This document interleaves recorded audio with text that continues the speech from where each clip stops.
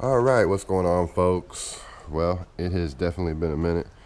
Y'all are gonna have to excuse my voice. I'm a little bit on the sick side. We've had our first good cold snap down here in South Texas. I'm a whiskey drinking SOB. If you don't like that, then you won't like me. I'm an outlaw. I said I'm an outlaw. So today we're gonna have us a little project. I'm gonna take this this old gun cabinet that used to belong to my dad. I've already broken it quite a ways down, so it may not look the way it should look. But anyways, we're gonna take this old cabinet that was my dad's way back when he's had this thing ever since I was a kid. He used to have his TV mounted on top of it in his bedroom, and they really didn't keep any guns in it because a gun safe is the way to go. But we're gonna take this old gun cabinet. There's a drawer for it, and I'm gonna paint it. I'm gonna paint it black because everything in my bedroom is black, and I'm gonna put it in my bedroom. And because I do this pig hunting stuff every night, this is gonna be where my typical pig hunting stuff goes. And the drawer in the bottom, I'm gonna use it for ammunition, knives, gun cleaning kit, flashlight attachment, gun parts, etc. for right now, until I manage to get my safe over here and get it all cleaned out and painted, which will be another video later. So I'm gonna go ahead and start the process here. All right, so I've moved it inside the garage, so that way it's a little bit easier to film, and then also the stuff will probably take more than a little while to dry. So I figured if I put it inside the garage, I don't have to contend with it being outside or whatever. So gun cabinets inside the garage. We got us here some of these little cheap 99-cent throwaway pan liners. I got about 4 of them under there just to give it some strength, so that way I don't even have to use a pan or nothing. And we've got us some Rust-Oleum professional grade high performance protective enamel, and it's oil based and semi-gloss black. That's what we're going to use. And kitchen roller here to do our paint work. So I'm gonna go ahead and take it, drag it through this little paint thing here, get it to soak up some paint. There we go. And go over here to the cabinet and start painting. I'll get back to y'all in a minute and let y'all see some of the procedure. Okay, so at this point I got about 3/4 of the outside of it done. I got this side here. I got the bottom section, the bottom little shelf piece above the drawer. I got the top. I've got this side and the little shelf piece above the drawer. This piece here next to the door is going to prove to be a pain in the butt. The door frame isn't going to be too bad. The inside is going to be a little bit pain in the butt, but if you work the roller just right, you can get it into all the little nooks, crannies, corners. And then I've got some paint brushes over there, so it's not that big a deal. So that's where we're at. And basically, you know, all I'm doing is like any other rolling procedure. Get me a little bit of paint, run it back here. Make sure we don't drip on the floor, even though there's plenty of stuff dripped on the floor. Take your roller and make sure it's rolling instead of smearing paint, and just go to town. Basically, pretty damn easy. I don't think I gotta tell you folks how to use a roller, but that's basically what you're gonna do right there. Just about every adult has painted a house or something like that before, so it's not that big a deal. I had thought about pulling all the stain off this old thing and restaining it, but man, it's so old. It was made probably during the era of good products going to, from good ideas going to cheap ideas, cheaply made. I mean, it is old.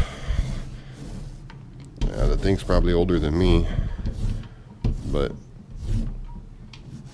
as you can see, I mean, all I'm trying to do here is clean it up and give it a little bit longer age in life, because I don't know, like I said, all my furniture in my bedroom's black, and that old brown is kind of ugly. So anyways, that's where I'm at. I'm gonna get back on it, try to get some more paint on this guy, and go from there. We are all right, so there's where we are so far. Got the inside painted. Of course, we've still got some brown showing in some corners and stuff like that. I'm getting ready to address that with a paintbrush. Per se, the whole upper outside is painted, including the other side of the door. So yeah, now I'm going to grab a paintbrush and kind of get all those nooks, crannies, and corners. So it's one of the nice things about this Rust-Oleum is it kind of levels out, so I don't really have to worry too much about what's going to show and what's not going to show. So anyways, let me get this paintbrush and I'll get at it. Alright, so we got everything pretty much with a coat of paint on it, all up inside the corners, man. Y'all gotta excuse my sniffly nose and weird sounding voice, man. I'm like half-ass sick, but we got everything pretty much with a coat of paint on it. Sides are pretty much already dried. You can see that they've got that semi-gloss sheen to them. I didn't bother to do any of the back or anything like that. Hell, it wasn't even painted from the factory from the back. The door, got everything there. The only thing I didn't do on the door was the inside lip around the glass. I'm pondering taking the glass, which is over here on top of Steven's truck. I'm pondering taking the glass and throwing a little bit of a light tint on it, so that way you can't see into the box as easily as, you know, just looking. Bought a new lock for the door because ages ago the keys got lost. Probably, I don't know yet, I'm still pondering it.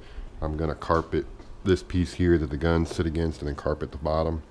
I've got a ton of carpet left over from when we did the upholstery on the boat, and about the only thing I really don't have done is like the last ½ inch or so of the box, because it's down against the garage floor and I don't want to get paint on the floor any worse than I already have. It looks like I've gotten it on there quite a bit already, but it is what it is. So yeah, everything's pretty much done. We got a kid screaming over here in the background. I'm sure this GoPro's picking up. Like I said, everything's pretty much coated. I'm pretty content with it. Alright folks, well, here's my little corner in the bedroom. That's where all the editing happens, there on the left hand side, and then for YouTube videos and stuff, and my nightstand and stuff next to it. But there's the gun cabinet, pretty much all done. Everything came out really good. Paint leveled out great. I already got it stuffed full of stuff. One of them you'll see in another video. I don't know if you can even see in there. I can't see it on the screen. But I got my AR in its bag, and then my 1022 AR conversion in there, and then there's a little lever action 22 up in there. That right there is the only place that I didn't get painted because I was trying to be able to see where the original little push pins that held the window in there go, but you can't, you know, unless it's open, you can't see any of that. Again, I don't know if the detail will show on this, but I bought some Texas doorknobs. I don't know if I talked about those yet or not, but I bought these Texas doorknobs, one here and one down here in the drawer. Had to move my go bag out the way. And like I said, the only thing that I'm lacking now is I still got to put a lock in it because the lock I bought was too short to reach all the way through. So there it is, pretty much done. Lighting sucks. But anyways, thanks a lot guys for watching.